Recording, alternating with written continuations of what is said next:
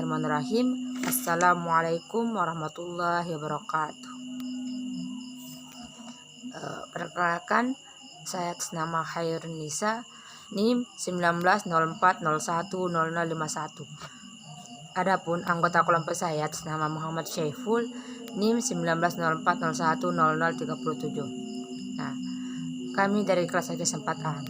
Di sini perkenalkan saya atas nama Khairun Nisa akan menjelaskan tentang makalah saya yang berjudul Pajak Penghasilan atau PPh pasal 21. Sebelumnya saya akan menjelaskan pengertian daripada PPh pasal 21. Nah, PPh pasal 21 ini merupakan cara pelunasan pajak penghasilan dari tahun berjalan melalui pemotongan pajak atas penghasilan yang diterima atau diperoleh oleh wajib pajak orang pribadi di dalam negeri yang sehubungan dengan pekerjaan, jasa, dan kegiatan yang sesuai dengan peraturan dari Direktur Jenderal Pajak nomor 31 per PJ per 2012 tentang pedoman teknis tata cara pemotongan, penyetoran, dan pelaporan pajak penghasilan pasal 21. Nah, di mana pajak penghasilan pasal 21 ini berhubungan dengan pekerjaan, jasa, dan kegiatan-kegiatan yang diadakan oleh orang-orang pribadi. Adapun pemotong dari pajak PPh pasal 21 ini adalah yang pertama, pemberi kerja yang terdiri dari orang pribadi atau badan.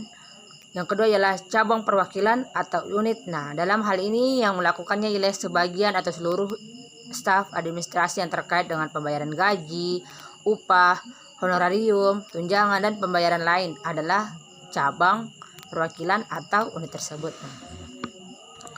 Yang kedua ialah bendahara atau pemegang kas pemerintah. Nah, bendahara ini juga termasuk bendahara atau pemegang kas pada pemerintahan pusat institusi seperti TNI misalkan atau Polri, termasuk juga pemerintah daerah, instansi atau lembaga pemerintah dan lembaga-lembaga negara yang lainnya. Jadi setiap yang namanya bendahara atau pemegang kas ini termasuk daripada pemotong pajak PPh pasal 21. Adapun pemotong yang keempat ialah dana pensiun. Nah, dana pensiun ini di mana Badan Penyelenggara Jaminan Sosial Tenaga Kerja dan badan-badan lain yang membayar uang pensiun secara berkala dan tunjangan hari tua atau jaminan hari tua.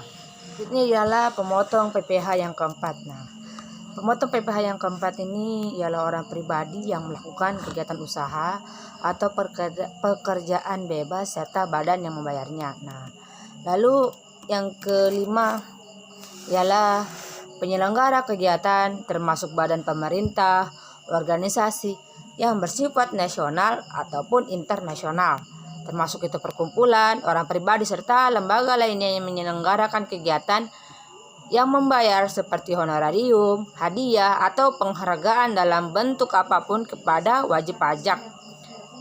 Wajib pajak. Nah, wajib pajak ini maksudnya ialah orang yang pribadi yang berkenaan dengan suatu kegiatan tersebut. Nah, selanjutnya ialah tarif pajak PPh pasal 21. Nah, pada tahun 2008 ke bawah seperti 2008, 2007, 2006 dan seterusnya itu pada penghasilan sampai dengan 25 juta itu dikenakan tarif pajak 5%. Jadi lalu apabila penghasilannya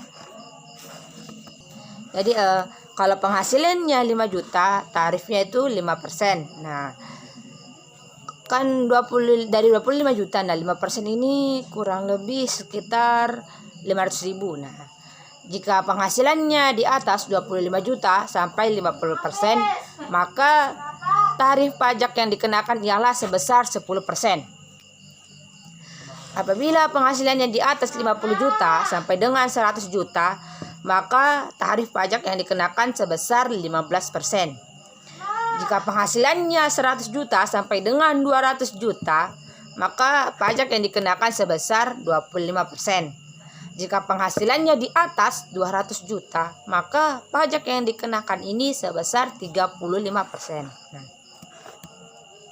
selanjutnya pada tahun 2009 dan seterusnya, 2009 ke atas, 2009, 2010, 11, 12 sampai sekarang itu dikenakan pajak. Misalnya penghasilannya sampai dengan 50 juta, maka pajak yang dikenakan ini sebesar 5%. Nah, ini kan lebih rendah daripada tahun 2008 yang ke bawah tadi. Nah, lalu apabila penghasilannya di atas 50 juta sampai dengan 250 juta, maka tarif yang dikenakan itu sebesar 15%. Jika penghasilannya di atas 250 juta sampai 500 juta, maka pajak yang dikenakan itu sebesar 25%.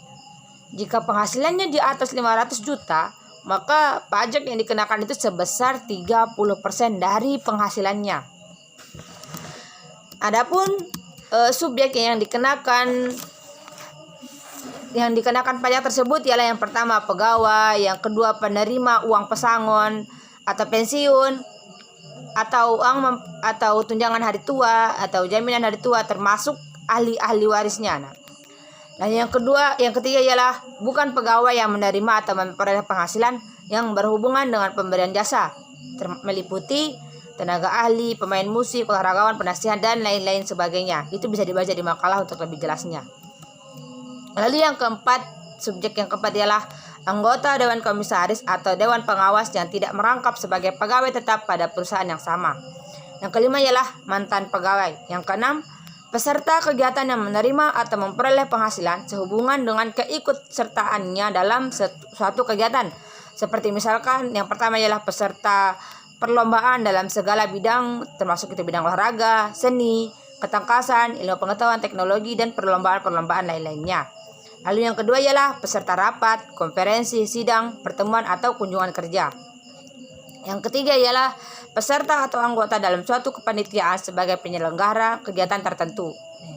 Yang keempat ialah peserta pendidikan dan pelatihan. Yang kelima, peserta dalam kegiatan-kegiatan yang lainnya. Nah, tetapi kegiatan-kegiatan yang saya maksud ini ialah kegiatan dalam skala besar, bukan kegiatan-kegiatan yang tidak besar, yang tidak terlalu mempengaruhi daripada negara.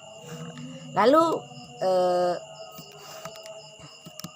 yang saya akan bahas ialah terkait tentang pelaporan dan penyetoran pajak penghasilan PPh pasal 21. Nah, penyetorannya adapun PPh pasal 21 ini dipotong oleh pemotong PPh pasal 21 yang dipotong oleh pemotong. Nah, untuk setiap masa pajak disetor itu ke kantor pos atau badan yang ditunjuk oleh Menteri Keuangan menggunakan surat setoran pajak atau SSP paling lama tanggal 10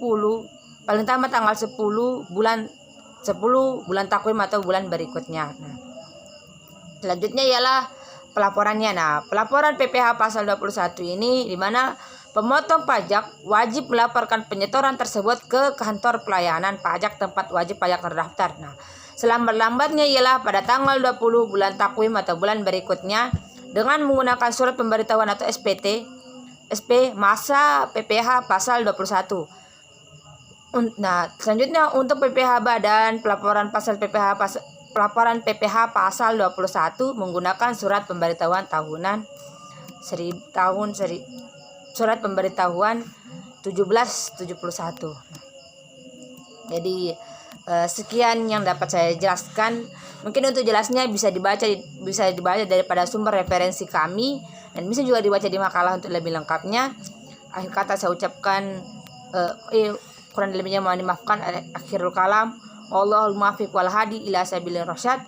Assalamualaikum warahmatullahi wabarakatuh.